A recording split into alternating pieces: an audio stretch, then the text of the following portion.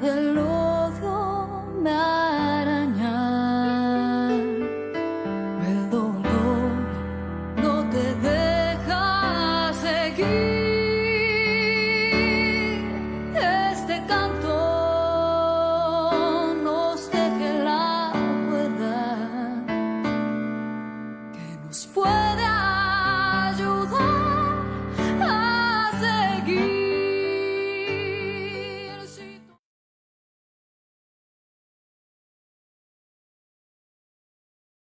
Buenas noches, buenos días, buenas tardes. Bienvenidos a esta emisión de su programa Desde la Raíz, que se transmite todos los sábados 9 de la noche por Radio Numancia y los domingos 8 de la noche por Sin Línea MX, con repetición los martes a las 11 de la mañana. Como siempre, mando un abrazo muy fraternal, lleno de afecto a Frauke y a Jesús. Gracias por acoger este programa e igualmente a los queridos compañeros de Sin Línea MX, esta gran plataforma informativa, ambas, Radio Numancia y Sin Línea. Bueno, el día de hoy vamos a tocar un tema que es por demás trascendental. Ya lo hemos venido más o menos bosquejando porque el pasado 11, este domingo pasado, se llevó a cabo la segunda vuelta de un proceso electoral ecuatoriano que ha estado revestido, como siempre, de muchas mentiras, de trampas, por parte de todo un poder financiero que sale de las fronteras del Ecuador, un poder financiero sumamente fuerte, al que no le conviene que se instauren en nuestra América ni en el mundo gobiernos populares, es decir, gobiernos que aman a sus pueblos y que desean elevar la calidad de vida y fundar naciones realmente soberanas, independientes y progresistas, con igualdad social. Este domingo pasado ocurrió algo sumamente triste que debemos analizar con mucha profundidad, porque debemos nosotros aprender de lo que ocurrió en Ecuador. ¿Aprender en qué sentido? Bueno, dentro del movimiento de la Revolución Ciudadana, encabezado con mucho éxito por muchos años por un hombre realmente extraordinario, el expresidente de Ecuador, Rafael Correa, que ciertamente tuvo grandes logros en su país y, por supuesto, como le ocurre a cualquier gobernante en su condición de ser humano, también se comete errores. Nada más que hay que diferenciar. Nosotros, cuando analizamos el comportamiento de un gobierno, de gobernantes, tenemos que ver todo el panorama y deshacernos del maniqueísmo. Es muy importante que recordemos que somos seres humanos, nada más que los seres humanos tenemos opciones. Podemos optar por cometer actos malos, actos que son inmorales, pero eso es muy diferente a cometer errores porque somos seres humanos y esa es nuestra condición. No siempre acertamos. Aquí lo importante es ver con qué intención actuamos, qué es lo que buscamos cuando tomamos X o Y decisión. Eso es lo que debemos tomar en cuenta cuando vamos a juzgar las acciones de un gobernante o de todo un gobierno. Bueno, antes de proseguir, le doy la más cálida bienvenida a mi cotitular hasta Bolivia, Fernando Valdivia. Bienvenido, Fer, buenas noches. Buenas noches, muy feliz nuevamente de estar compartiendo con ustedes este espacio. Adelante, Patricia. Sí, muchísimas gracias, Fer. Pues estaba dando todo un contexto de lo que recién ocurrió en Ecuador, algo que nos duele muchísimo, y decía que los mexicanos y todos los demás pueblos debemos tomar lecciones de lo que ahora ya es historia. Lo ocurrido en Ecuador muestra la fragilidad de los movimientos sociales. Es decir, la Revolución Ciudadana explicaba que durante más de casi tres administraciones correístas, tuvo muchos aciertos. Realmente se fundó un país solidario que se preocupó por el bienestar de su pueblo, un gobierno que se preocupó y un gobierno que tuvo movimientos de mucha dignidad, actitudes de dignidad, sobre todo ante el imperio norteamericano. ¿Quién no recuerda la expulsión de la base militar y otras acciones que tomó el presidente Correa que molestaron mucho a los grandes consorcios, a los grandes capitales que son realmente el gobierno del mundo? Los demás son figuras decorativas. Hablo de figuras decorativas en el caso de las democracias neoliberales, donde los que realmente ordenan son los dueños del dinero. Los pecados que cometen mandatarios como Correa, como Lula en Brasil, como Evo Morales en Bolivia, como el mismo presidente Chávez y ahora Maduro, y como el propio presidente Andrés Manuel López Obrador, y como los gobiernos de Cuba, que fueron los pioneros en América de rebelarse contra un imperio depredador, los pecados que cometen son justamente eso: tratar de desembarazarse de ese poder financiero al que no le importa el bienestar popular. Lo único que les importa es el poder y el dinero. Y no perdonan eso, no lo perdonan. Lo que ocurrió en Ecuador es que no solamente Andrés Arauz y todo ese movimiento que impulsó a Andrés Arauz a la presidencia, no solamente enfrentaron ese poder financiero transnacional, enfrentaron divisionismo, sectarismo interno. Eso es muy triste, es muy grave, porque hubo líderes indígenas de la CONAIE, por ejemplo, que llamaron al abstencionismo. Y el abstencionismo debilitó la candidatura de Andrés Arauz y ayudó a un banquero delincuente, lavador de dinero, que ya había gobernado ese país, un hombre absolutamente alejado del pueblo. Es un banquero. ¿Para qué decimos más? Un banquero, ¿no? Y entonces ahora el pueblo ecuatoriano va a sufrir enormemente, Fer, va a sufrir mucho. Y el llamado que hacemos aquí, en vísperas de la próxima elección, el 6 de junio, aquí en México, es que tengamos esa visión. Líderes de los partidos, del partido que hoy gobierna, los líderes de la coalición con la que se formó, los ciudadanos, los militantes de ese partido, que nos veamos muy bien en ese espejo y no vayamos a cometer el mismo error, porque se eriza la piel nada más de pensar que vamos a regresar a los gobiernos amponescos que precedieron el gobierno aquí mexicano. Y a Ecuador ya le va a suceder, Fer. No sé qué opines tú, pero Ecuador va a sufrir enormemente. Comparto plenamente tu criterio y tu percepción. Creo que tenemos una historia reciente, nosotros como bolivianos acá en nuestra frontera sur. Argentina eligió también por voto popular hace varios años como presidente a Mauricio Macri, un portavoz de Estados Unidos en América Latina, y además de ello, como tú bien lo señalas, un delincuente que supo aprovechar las arcas del Estado para enriquecerse individual y colectivamente con un grupo de empresarios mafiosos.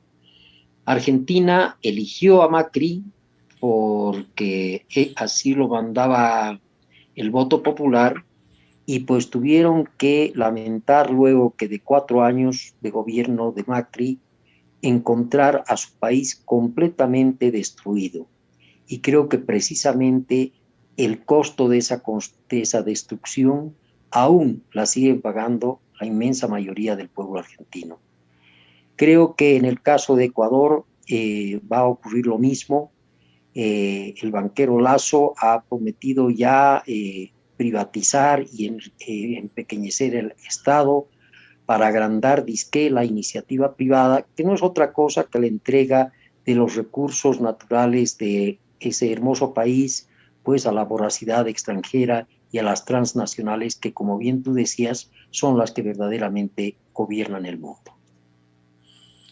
Es sumamente triste, Fer. Hay varias lecciones que ver aquí, de las que tenemos que aprender.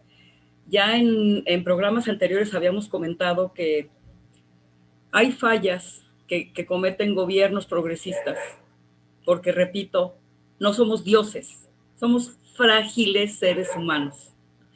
Y a veces las buenas intenciones no bastan, se nos van de la mira muchos aspectos. Y uno de ellos es cambiar de raíz la percepción de lo que es el éxito. ¿Qué es el éxito para un ser humano? Porque mediante programas, literatura, películas, todo este andamiaje comunicacional en el que entran el cine, la televisión y ahora la internet, las aplicaciones como Netflix, como Prime, como Amazon, etcétera, etcétera. Todos los mensajes que se mandan a las sociedades es que tú eres exitoso en tanto que tú acumules mucho dinero y mucho poder. Es terrible porque entonces, en aras de eso, en aras de trascender, en aras de ganar respetabilidad, se hace lo que sea, a costa de quien sea, para alcanzar eso, que es efímero y es frágil, que verdaderamente, como dice aquí el presidente López Obrador, no cuenta, es frágil, porque cuando tú te mueras, vas a ir a caer a un agujero, igual que la persona más pobre que existe. Vas a caer en un agujero y tus restos se van a disolver. Y todo lo que robaste, todo lo que acumulaste matando, depredando, mintiendo, sacrificando a los demás, se queda, no te lo vas a llevar. Pero lo que sí te llevas en ese momento crucial en el que estamos rozando la muerte, y yo creo que ese es el verdadero infierno o es el cielo, yo creo que ahí está. En ese momento que estamos ya a punto de perder la vida, es cuando recorremos toda nuestra existencia. Y ahí es donde nos enfrentamos a lo que fuimos, a lo que no quisimos ser y a todas las bajezas. Nadie lo sabe, pero eso sucede.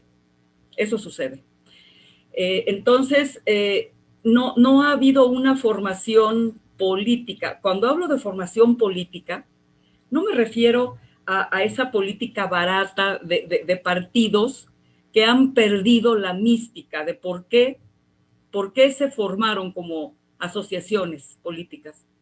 Un partido, creo yo, debe de moralizar, debe de formar éticamente a sus militantes, los debe formar, debe hacer que la mentalidad cambie en 180 grados para que lo que consideramos como éxito sea cómo voy a trascender, cómo me van a recordar, qué aporté a mi comunidad, qué es lo que les di para que fueran cada vez mejores como sociedad.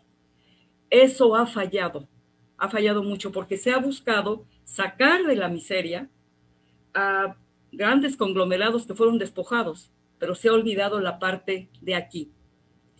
Y eso cuesta muy caro, fue lo que hizo el pueblo argentino. Le envolvieron la mente el grupo Clarín y todas sus radiodifusoras, todo el consorcio ese, les empezó a decir que Cristina Fernández era una corrupta, que, bueno, una cantidad de necedades, y lo peor de todo es que esa cuestión aspiracional de que ya salí de la miseria, ya ahora soy clase media baja, ahora quiero ser clase media alta y ser más exitoso, es que ahí está el asunto. Cambiar el paradigma, no seguir pensando que pasar de clase con el clasismo que tenemos aquí. Ay, no quiero ser clase baja, pero No quiero ser igual que el de allá, que es... No, eso es, Fer, lo que lleva a sociedades a traicionarse a sí mismas y a votar por Macri, a votar por Bolsonaro, a votar por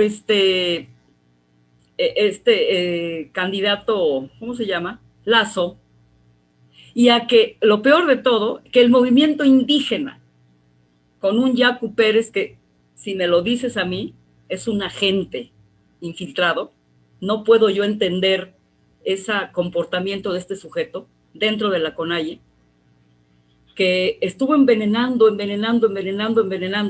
y ya en 2017, no sé si recuerdes, que dijo que él prefería votar por el banquero a por un dictador correísta. ¡Qué barbaridad, Fer! ¿Qué pasa ahí? Bueno, yo creo que efectivamente hubo un trabajo mediático muy fuerte, pero hay antecedentes previos que conviene.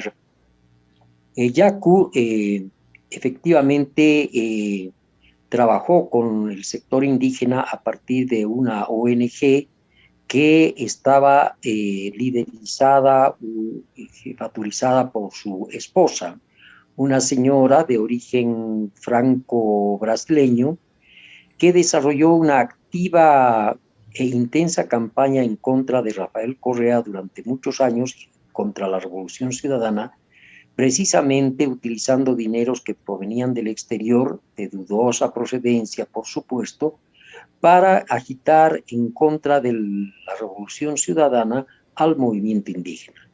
Producto de ello, llegó un momento dado en que la justicia ecuatoriana decidió poner coto a esta situación y determinó la expulsión de esta ciudadana, y con ello empieza el odio visceral de Yacu a todo lo que oliera o sonara a correísmo.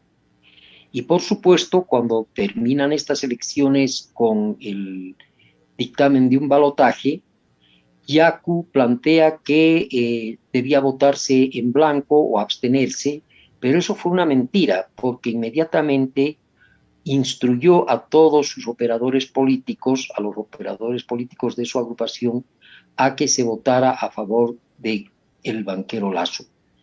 Es una vergüenza lo que ha ocurrido, sin duda alguna, porque no es la primera vez que un explotado vota por su explotador. No es la primera vez que un pueblo oprimido decide aclamar a quien lo oprime. Es lamentable que ello se dé, pero hay que analizar cuidadosamente por qué se ha dado este fenómeno. Y creo que uno de los aspectos que incidió muchísimo en esta situación fue la intensa campaña de desprestigio que llevó a cabo la derecha durante muchos años, no solamente ahora en esta campaña electoral, sino durante muchos años, para mostrar a Rafael Correa como un tirano, como un corrupto, como un hombre que había procedido mal, etcétera, etcétera. Y esa incesante campaña fue calando en mucha gente, porque los grandes medios de comunicación hicieron su trabajo. Y lo de malo, y en esto debemos ser autocríticos también, creo yo, Patricia, es que también caló en algunos sectores que estaban alineados con el candidato Arauz, e inclusive en algún discurso del mismo candidato Arauz. Es decir, en sus últimos discursos y en sus últimas intervenciones, el candidato Arauz trataba de mostrarse alejado a Correa para más o menos decir, sí, nosotros no vamos a ser así. Es decir, eso ya era una concesión a la verdad, es decir, que se proclamaba también que algo de cierto había en toda esa publicidad y esa propaganda que había armado la derecha. Y yo creo que ese es un error grave que muchas veces cometemos, y lo hemos cometido en diferentes partes del mundo. Bolivia, por ejemplo, en las últimas elecciones subnacionales, donde se han perdido las 4 últimas gobernaciones en el balotaje, se ha debido precisamente a que se pensó que haciendo concesiones a esa derecha y promoviendo candidatos que eran potables para esa derecha o que provenían de esa derecha, mucha gente de la derecha votaría por el movimiento al socialismo. La lección ha sido dura y tenemos que aprenderla. Como decía Ernesto Che Guevara, con el imperialismo y la derecha, ni un tantico así de confianza. Y yo reitero, esto creo que es un elemento que hay que contemplarlo en los análisis que hagamos a posteriori y en todo el continente.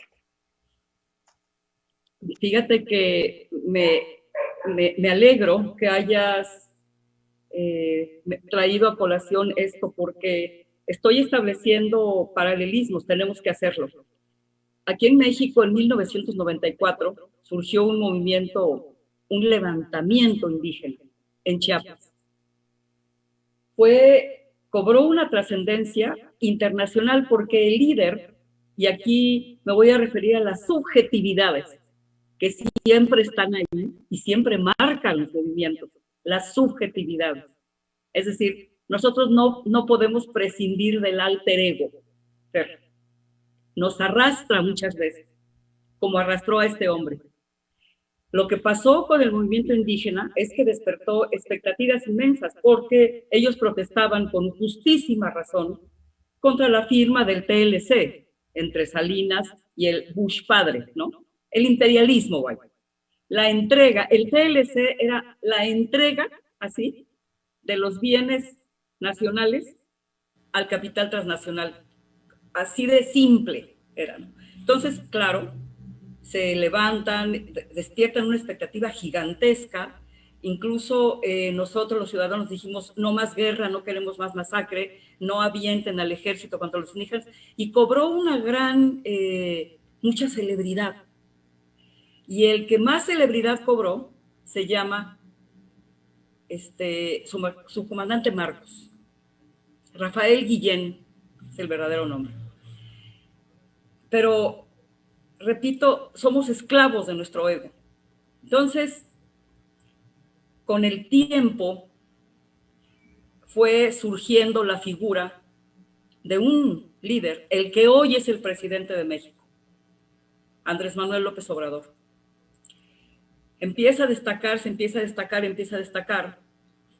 y resulta que, contrario a lo que esperábamos todos los ciudadanos, que el movimiento indígena se uniera a toda esta gran ola de ciudadanos que queríamos ya deshacernos de la derecha, no, se alejaron, empezaron a encontrar que no, que porque es reformismo, es que tienes que cortar de tajo, porque es que tienes que desaparecer todo lo que existe. Eso yo lo veo como un pretexto o lo veo como una miopía tremenda. Y no, Fer, porque yo ni siquiera me considero reformista. Yo lo he dicho siempre. Yo soy marxista.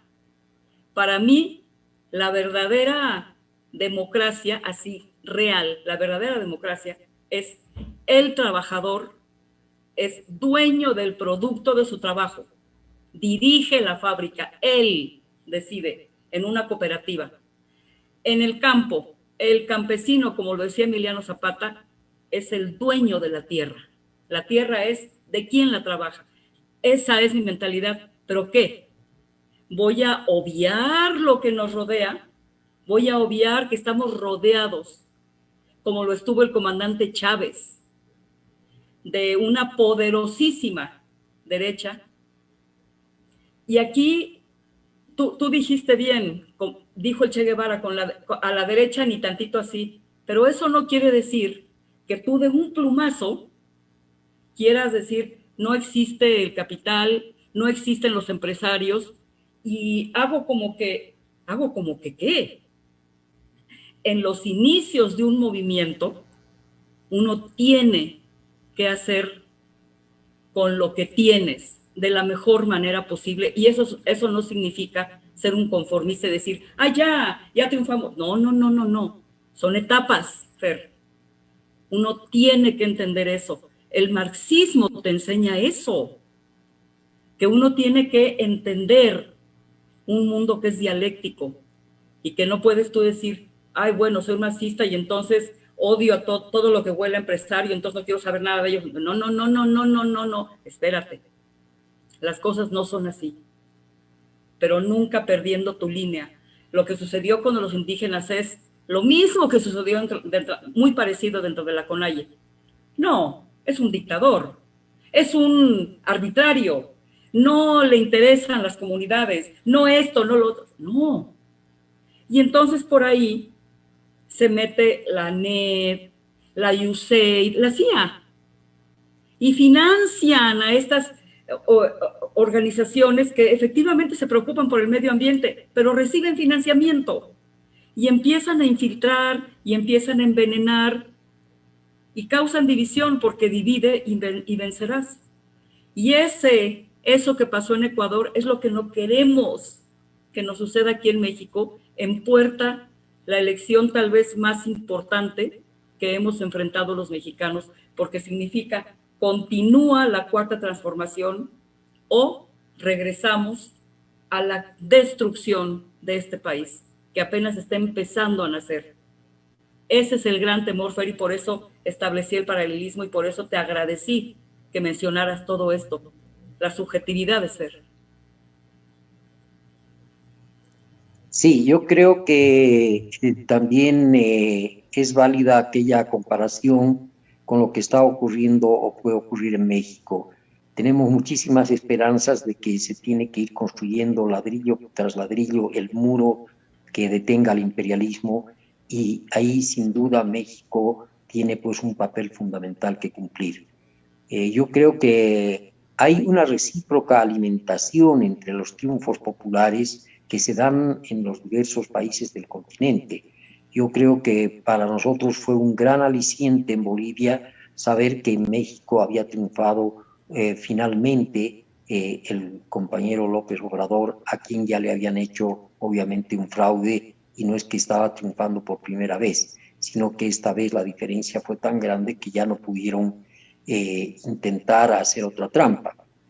Entonces yo creo que cada vez que triunfa un gobierno popular en el continente, se fortalecen los demás y se fortalece el movimiento popular en su conjunto en América Latina. Y en ese sentido yo coincido plenamente contigo que tenemos que tener esa amplitud de mente de comprender características particulares de cada país para no defenestrarlo a través de una óptica ideologizada, sino de pisar la realidad y decir cómo vamos a avanzar, pero avanzar detrás de un objetivo estratégico o de lo que nosotros hemos llamado acá en Bolivia el horizonte, que no es otro que el socialismo comunitario. Así lo ha denominado el movimiento al socialismo el presidente Evo Morales y el actual presidente Luis Arce. Entonces yo creo que cuando uno tiene clara esa figura es posible saber avanzar y discernir qué es lo bueno y qué es lo malo, y cuando en algún momento dado tienes pues que dar un pequeño paso atrás para dar 3 pasos adelante. Y en ese sentido, el sentido de oportunidad histórica debe primar siempre en estos análisis. Yo creo que lo ocurrido en Ecuador llevó a ese extremo, reitero. Hay que ver otras causas más. Yo pienso que una de las principales ha sido toda esta campaña mediática que data desde hace muchísimos años, porque la derecha nunca le perdonó a Rafael Correa lo que hizo Rafael Correa, convertir a Ecuador en un país digno, en un país soberano. El imperialismo no podía perdonarle que le cerrara la base de Manta, que era una base estratégica para diversos fines de intromisión en América Latina. Y finalmente los grandes banqueros pues nunca le perdonaron que llevara a juicio precisamente a esa banca para demostrar que lo que habían hecho el año 2000, apropiarse de más de 6.000 millones de dólares de los ahorristas ecuatorianos y convertirlas en polvo, pues era un delito, y él demostró que fue un delito.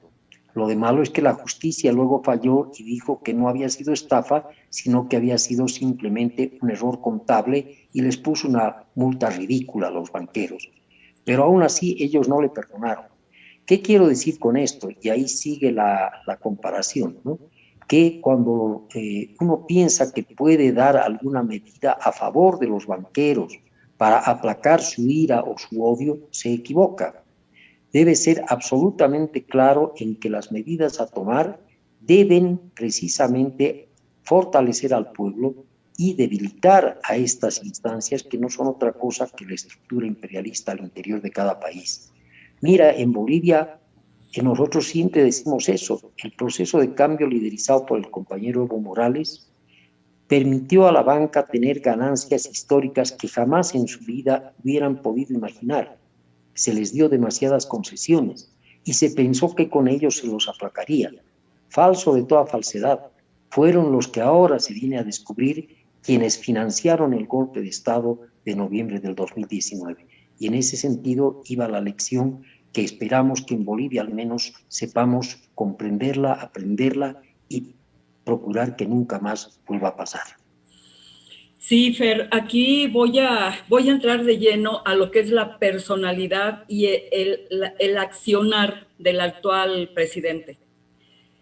En anteriores administraciones se vociferaba mucho, ¿sí? Todavía recuerdo a Peña Nieto, no, con Trump y no sé qué, México, y esas bravatas huecas, porque por detrás del telón estaban entregándole todo, todo.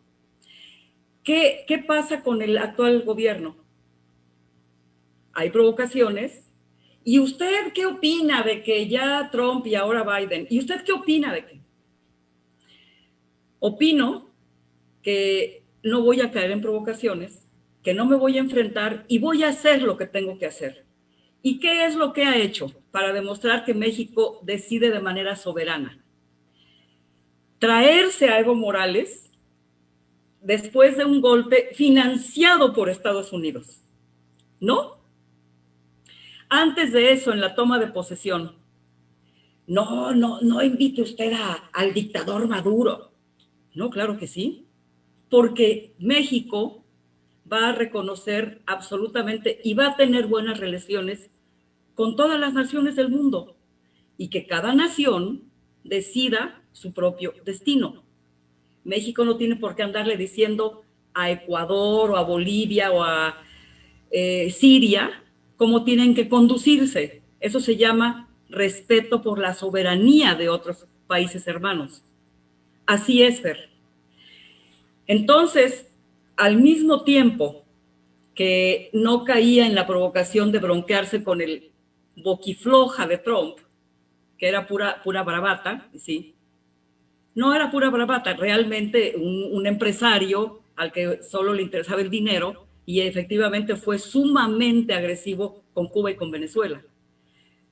No es menos agresivo Biden y los Clinton, ¿eh? No, pues que son hipócritas, son bla, bla, bla. Pero a lo que voy es a esto. Los ciudadanos tenemos que juzgar las acciones más que las palabras. Y si las acciones van en esta línea de redistribuir lo robado y regresárselo al pueblo, ahí es donde uno tiene que evaluar. Otra cosa que es delicada y a ver qué opinas, porque tú sabes que el comandante Chávez en vida tuvo que tragar sapos. Tuvo que tragar sapos. El mismo Evo Morales tuvo que tragar sapos. Cristina Fernández tuvo que tragar sapos. Lula, en tan exitoso gobierno, tuvo que tragar sapos. En algún momento hay que hacerlo, Fer, pero repito, nosotros tenemos que ver más allá de lo que está ocurriendo aquí enfrente, ver atrás del telón y evaluar qué es en los hechos lo que ese gobierno ha venido haciendo en beneficio de los que hay que beneficiar, que son las grandes mayorías despojadas. Finalmente, tenemos en puerta una elección, hay un partido que es un asco, lo voy a repetir, se llama el famoso Partido Verde, que de ecologista no tiene nada y de verde menos, y que es un clon, así en chiquito, del PRI, y se une con quien más le conviene. Ofreció unirse ahora con Morena, y hay quien dice, ¡ay no, qué barbaridad! Oye, espérate, es que sus votos te van a dar una mayoría que necesitamos y ellos van a tener que votar de acuerdo con los lineamientos de la coalición a la que entraron. Entonces, ahí es cuando digo tragar sapos, Fer. Es difícil, pero vuelvo con lo mismo. tenemos que ver el bosque. No quiere decir que nos vamos a convertir en eso.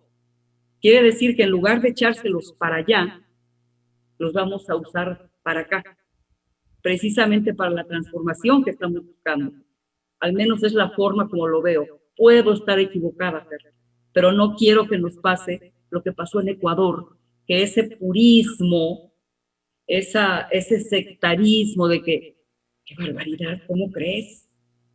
Bueno, ahí está, mírate en ese espejo, porque ahora todo lo logrado durante el correísmo se va a hacer pedazos, todo. Así es, yo también tengo esa impresión de que se va a acelerar la destrucción de Ecuador. Hay que recordar que el anterior presidente, bueno, el que ya está de salida, hizo mucho por destruir toda la obra de la Revolución Ciudadana y que ahora este señor Lasso va a continuar con mayor saña. Y bueno, quiero aprovechar a propósito de nuestro admirado presidente Andrés López Obrador, de darte una suerte de primicia acá en Bolivia, con motivo de la visita que hizo Luis Arce a México. En diversos medios salió la noticia de que el presidente López Obrador había manifestado su deseo de conocer Bolivia y particularmente aquellos lugares por donde había transitado Ernesto Che Guevara. Y justamente la Fundación Che Guevara, que es una organización cultural de muy amplio y reconocido prestigio acá en el país y que es la custodia y la organizadora de muchos eventos en esa ruta del Che, ha entregado a la Embajada de México de manera oficial una carta de invitación al presidente López Obrador para que en octubre pueda visitar precisamente esos lugares históricos con motivo de la conmemoración del Día del Guerrillero Heroico que se celebra el 8 de octubre. Entonces, querida Patricia, esto para todos los oyentes de México, darles pues esta primicia de esta invitación que se hace en nombre del pueblo boliviano y de las organizaciones sociales. Es una cosa maravillosa, de verdad. Es imposible no darse cuenta de la identidad que existe entre Luis Arce y el presidente López Obrador. Es manifiesto, como tan manifiesto fue la enorme simpatía, la admiración que el presidente López Obrador sentía, el respeto por Evo Morales. Imagínate tú nada más. Contra toda la derecha en Santa Cruz, por ejemplo, ¿no? Esa derecha que estaba ahí, racista y bueno, clasista a morir. El presidente Morales contra los embates del imperio. Bueno, no hubo hasta un intento de asesinarlo, pero bueno, no. Un primer intento, el otro ocurrió con el golpismo, ¿no?, de Yanín Áñez. Bueno, contra todo eso, el presidente Morales fue capaz de mantener un crecimiento sostenido en Bolivia, siendo la única nación que no se fue al piso, digamos, con un crecimiento de un 4%, que es toda una hazaña, que no pudo ni siquiera llevarse a cabo en Estados Unidos. Bueno, hay una gran identidad. Por supuesto que la hay. Y lo que nosotros tendríamos que estar también mentalizándonos es que los pueblos tenemos que hacer nuestra tarea. Tenemos que superarnos no humanamente, es decir, cambiar este paradigma. El presidente López Obrador dice, la felicidad no es acumular riquezas, no es tener. La felicidad es ser bueno, es ser una persona buena, honesta, decente. Así se consigue la felicidad. Ese es un cambio profundísimo, porque a mí no me cabe la menor duda, Fer, que si nosotros cambiamos de paradigma y dejamos de considerar el éxito como la acumulación de riquezas o de poder a costa de lo que sea, jamás volveríamos a votar ni por un Macri, ni por nadie de esa calaña. Es imposible, pero tenemos que dejar el aspiracionismo, la meritocracia. Tenemos que dejar esa mentalidad y darnos cuenta de que el ser bueno cuesta mucho esfuerzo y es motivo de orgullo porque significa superar nuestras debilidades. Fíjate nada más cómo lo moral se convierte en político. Tenemos que entender que lo moral debe de ser parte sustancial de la política, no de la politiquería, de la política. Y los ciudadanos, los pueblos, debemos saber que está en nuestras manos la conquista de la soberanía, no esperar que el gobernante lo haga todo. Nosotros, Fer, está en nosotros. Tenemos que cultivarnos, tenemos que educarnos, tenemos que enterarnos, estar cada vez más pendientes de lo que hacen nuestros servidores públicos, vigilantes, confiar sí, pero no a ciegas.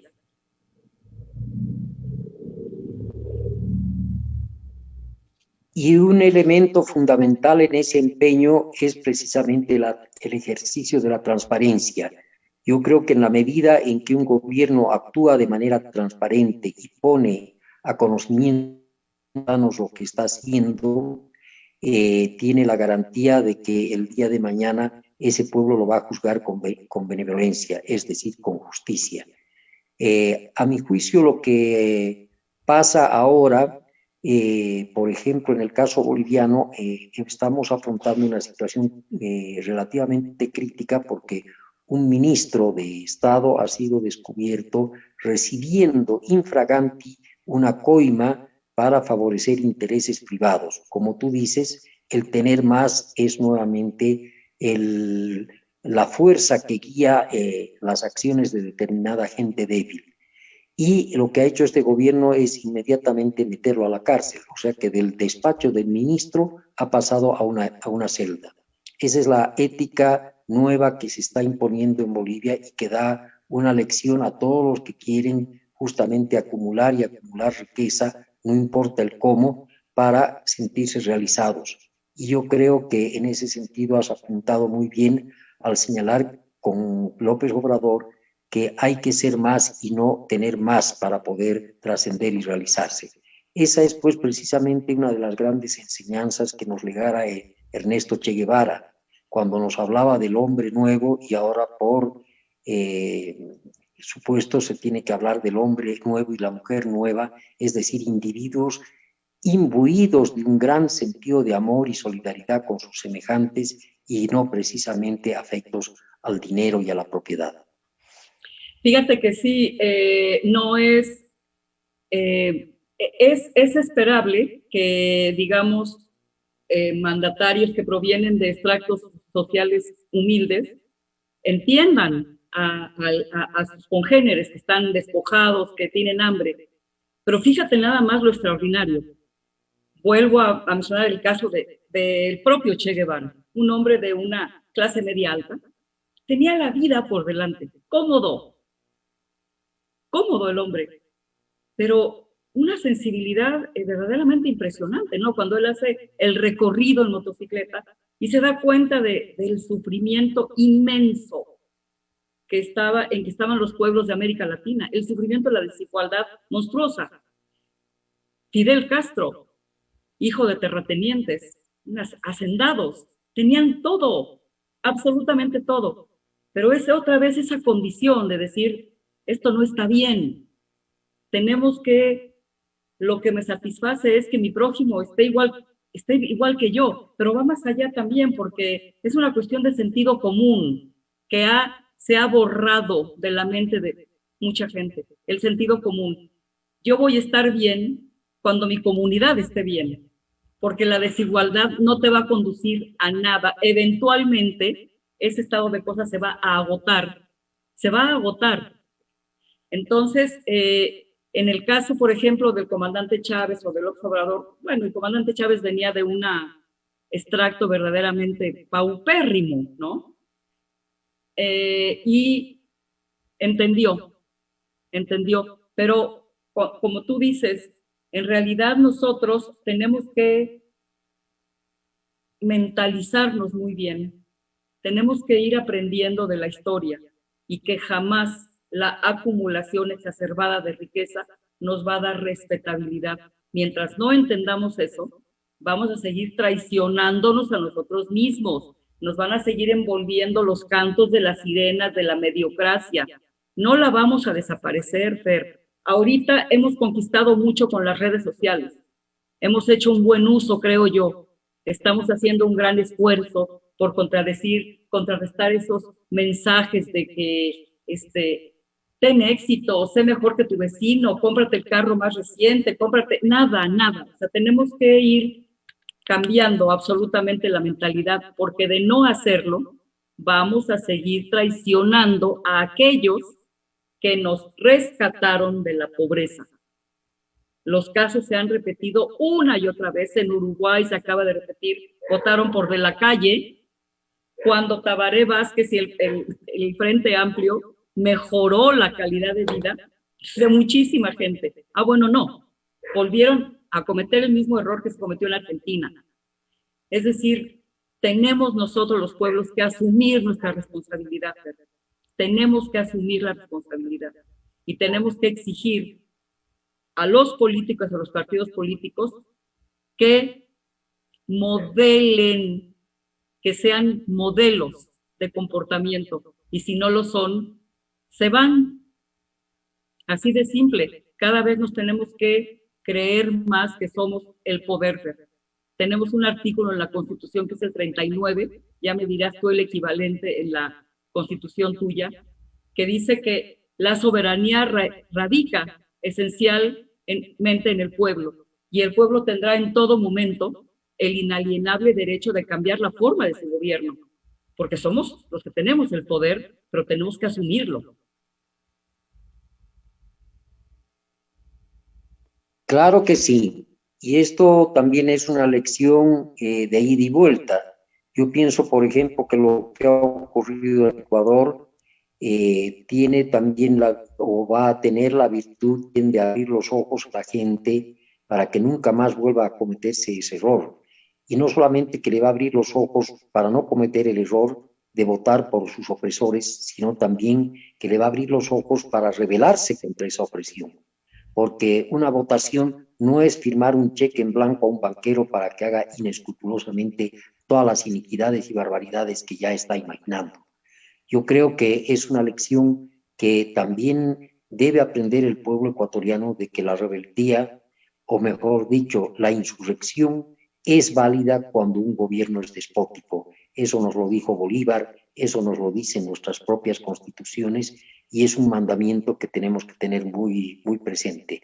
Fíjate en Chile lo que está ocurriendo, esas grandes y poderosas movilizaciones, lo que ha ocurrido en Paraguay, lo que viene ocurriendo en Colombia, donde grandes masas de individuos se movilizan contra la violencia, contra el asesinato impune, etcétera, etcétera, pese a que existen democracias formales con presidentes que han sido electos a través de un supuesto voto popular.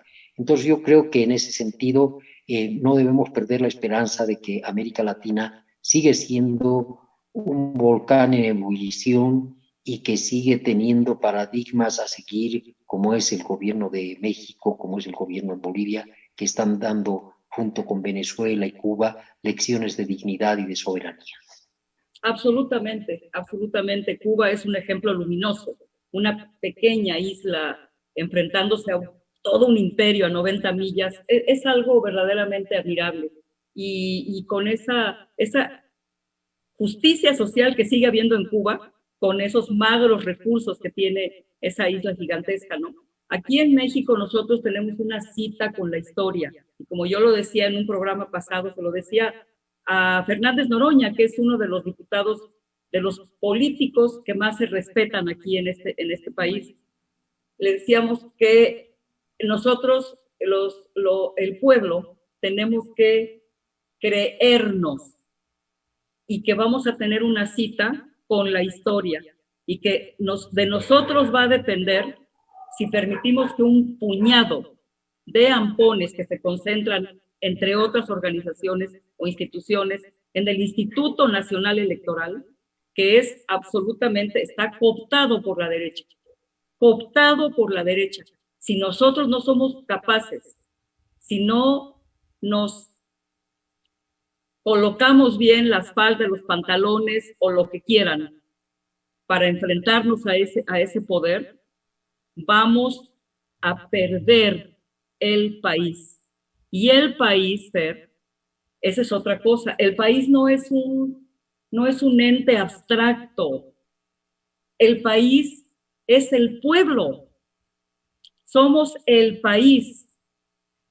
Había dicho Kennedy, no preguntes qué puede hacer tu país por ti. Pregunta qué puedes hacer tú por tu país. Pero es que ahí se está separando al país del pueblo cuando son lo mismo, Fer.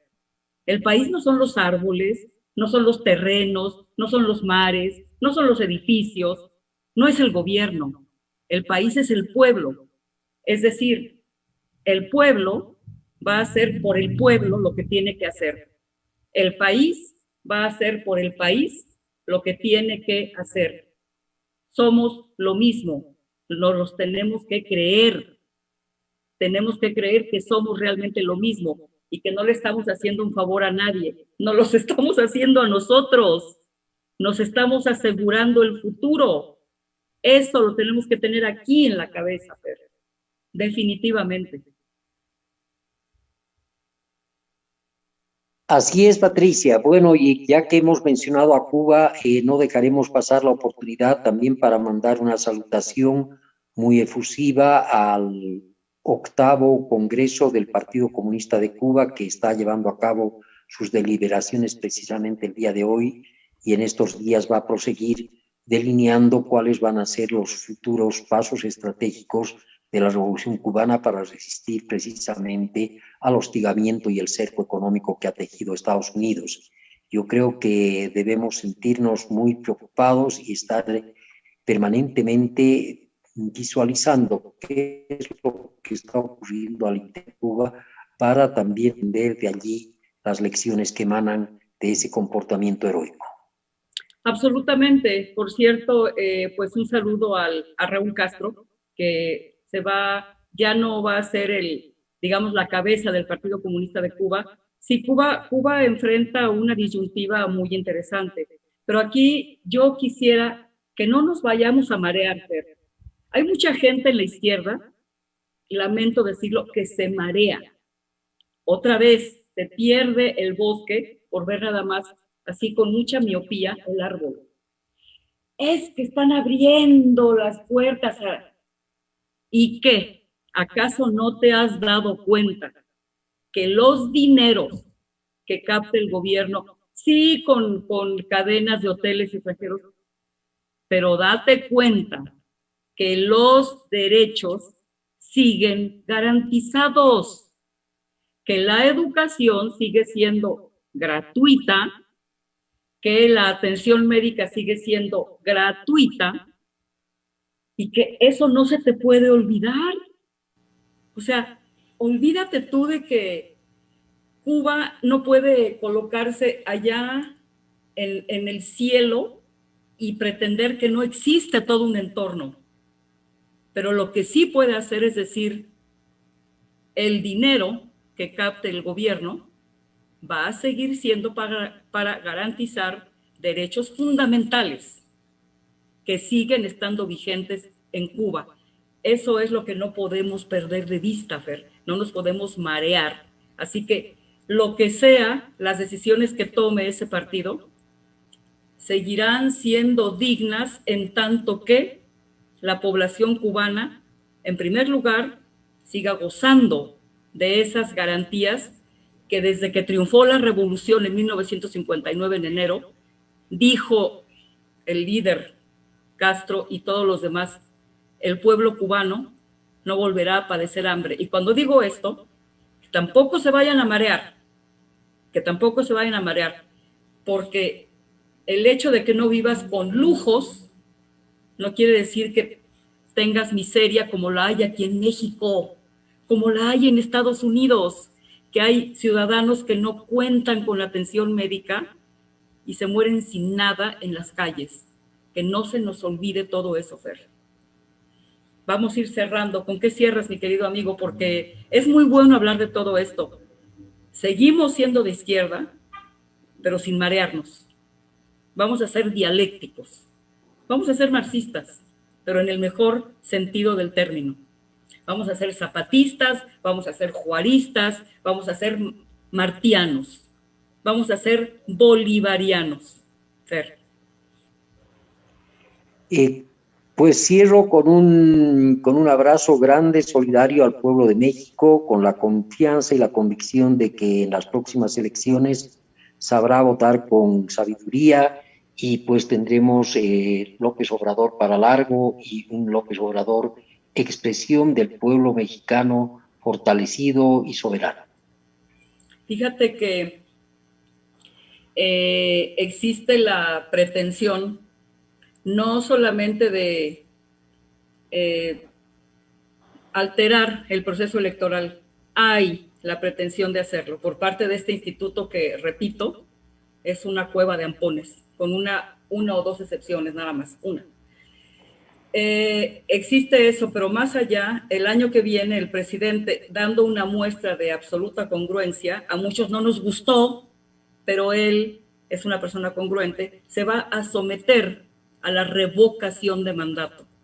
Ese es uno de los pilares del López Obradorismo.